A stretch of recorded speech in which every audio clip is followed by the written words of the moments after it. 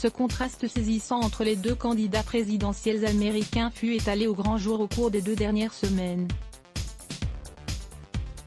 Tout au long de la convention démocrate, Biden rappela avec force et sur un ton charismatique l'importance de l'élection de 2020 dans la préservation des valeurs américaines. Il démontra que la fonction présidentielle transcende la personne qui l'assume, qu'un président doit l'être pas uniquement pour sa base, mais aussi pour tous les Américains, qu'il doit gouverner non pour ses propres intérêts, mais de manière à répondre à l'ensemble des besoins des Américains.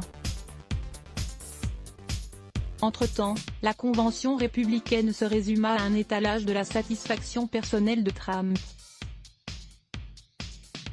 Toujours très narcissique, ce dernier n'a pu s'empêcher de dominer par sa présence les 4 jours de la convention républicaine. Comme d'habitude, lui et ses acolytes eurent recours au mensonge dans une tentative éhontée pour présenter des échecs cuisants comme des succès spectaculaires. Son incurie dans la gestion de la pandémie du coronavirus et le plus grand recul économique de l'histoire américaine deviennent soudain des succès retentissants. Certains lecteurs, farouches partisans de Trump, vont sûrement trouver que je déblatère encore contre Trump. Pourtant, mes propos reposent sur les témoignages de centaines d'anciens hauts fonctionnaires, d'anciens généraux et d'anciens membres du Congrès qui étaient d'allégeance républicaine. Plus d'une centaine d'entre eux ont signé une pétition affirmant que Trump n'avait pas les aptitudes pour assumer la fonction de président et que son comportement erratique mettait en danger la sécurité des États-Unis. Plus encore, certains ont livré un témoignage vibrant en ce sens lors de la convention démocrate. Marianne Trump Barry, la sœur aînée du président, confirme d'ailleurs cette perception. Dans un long échange, enregistré à son insu par sa nièce, Marianne déclara candidement que son frère est complètement incompétent, qu'il est un menteur invétéré, qu'il n'a pas de principe, qu'il est cruel, qu'il refuse de lire tout document, qu'il est imbu de lui-même, qu'il a payé quelqu'un pour passer l'examen d'admission à l'université, etc.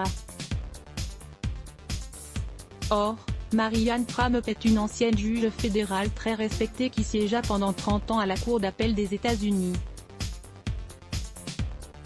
Les propos de Marianne Trump ne font que confirmer les analyses publiées par une pléiade d'auteurs concernant l'isolement, le narcissisme, le comportement erratique, l'inculture, le népotisme, la recherche constante de ses intérêts personnels et les sorties intempestives du président dans sa gestion quotidienne de la présidence américaine. Or, un livre de Bob Woodward et un autre de Michael Cohen promettent d'être encore plus révélateurs sur la véritable nature de Donald Trump. Aussi, comme Barack Obama l'a déclaré lors des funérailles de John Lewis le 30 juillet dernier et de nouveau lors de la convention démocrate, 2020 est une année charnière dans l'histoire des États-Unis. Les Américains sont appelés non seulement à choisir entre Biden et Trump, mais aussi à affirmer ou non si leur système démocrate mérite d'être préservé.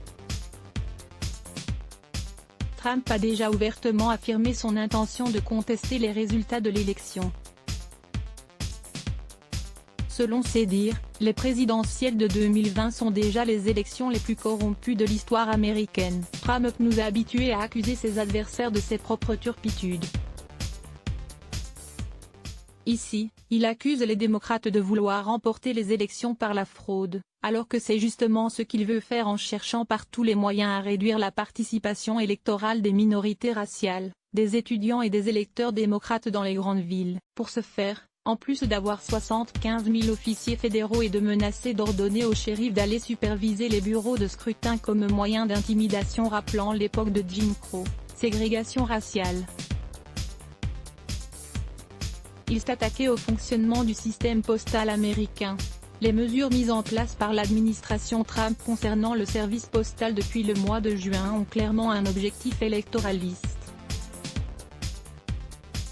En enlevant 15% des machines de triage automatique du courrier, en réduisant d'autant le nombre de boîtes postales, en éliminant les heures supplémentaires et en ne remplaçant pas le personnel en congé de maladie, l'objectif est clair.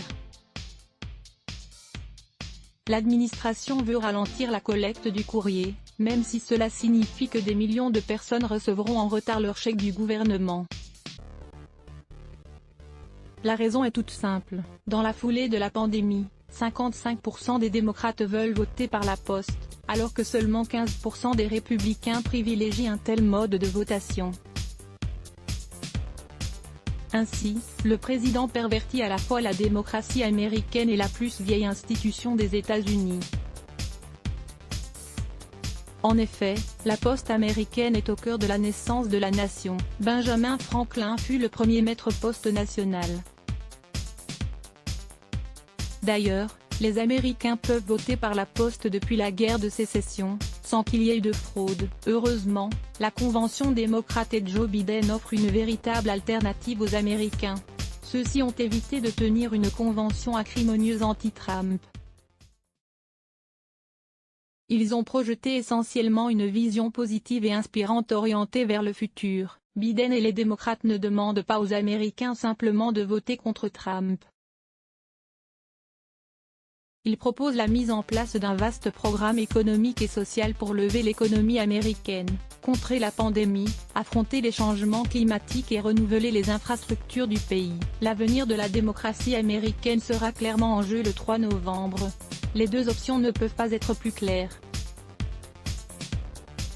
Pour éviter toute contestation, les démocrates ont vraiment besoin d'un balayage tant dans le vote populaire qu'au collège électoral. En 2020, tous les votes comptent, même dans les États largement démocrates.